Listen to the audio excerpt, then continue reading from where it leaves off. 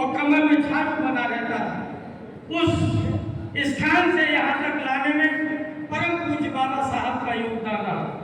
और जब बाबा साहब ने संविधान लिखना स्टार्ट किया था, उस समय उस व्यवस्था को लागू करने वाले लोग, उनके दल में पीड़ित लोग अगर अपना हक ले जाए, मेरा हक मारा जाएगा और हमारी डिक्टेटरशिप खत्म, दबे कुचले पिछड़े लोगों को इनका हक न मिले।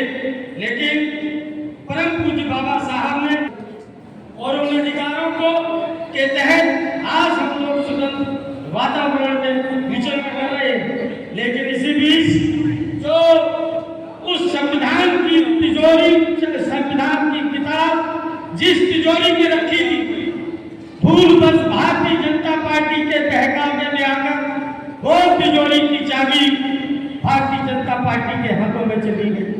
और जब से भारतीय जनता पार्टी के हाथों में गई है, उस दिन से आज तक भारतीय जनता पार्टी का केवल संविधान को खत्म कर, दोनों ने कोर्ट के माध्यम से हमको वो बाध्य कर दिया है कि हम बोल भी न सके और कम से कम मेरे अधिकार भी चले जाए।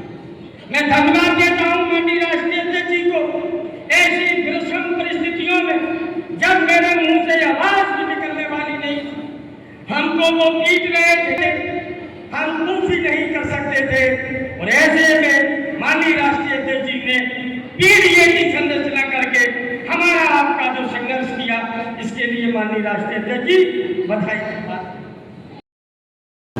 अध्यक्ष जी, ऐसा नहीं कि मुझ में कोई ऐब नहीं है, पर सच कहता हूं मुझ में कोई फरेब नहीं है।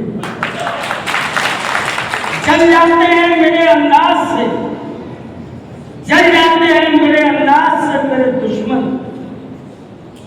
एक मुद्दत से मैंने न तो मोहब्बत बदली और न ही दोस्त।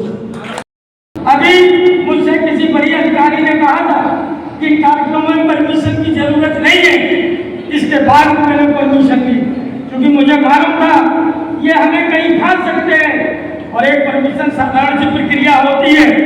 लेकिन यहाँ पर जो अधिकारी है, एक एक अधिकारी के पास मेरे लोग 4-4, 5-5 गए थे।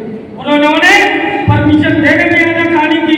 पूछो करण जी से मैं रात के 9:30 बजे बात किया था, यहाँ रहा, यहाँ के बाद करेल गया, करेल कराकर फिर बदला लाए, फिर यहाँ से मान गए, उसके बाद धन्ना हार गया।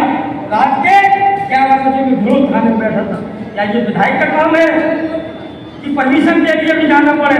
लेकिन मैंने वहाँ के अधिकारियों से कह दिया था, हमने कि तुम लोग अगर प्रशासन ये चाहता है कि हम अपने बूते पर चिता के दिखा देंगे, हम भी ये कसम खाते हैं, तुम चाहे जितना तांडव कर लेना, लेकिन इसलिए करेल के मानव सम्मान को हम लोग हर किसी को जीत करके दिखाएंगे।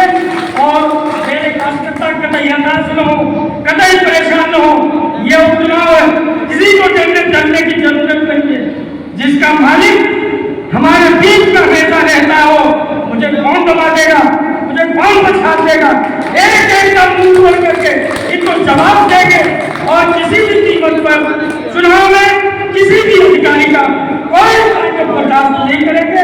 जो जैसी भाषा में जवाब सुनना चाहेगा, उसको उसी की भाषा में जवाब दे करके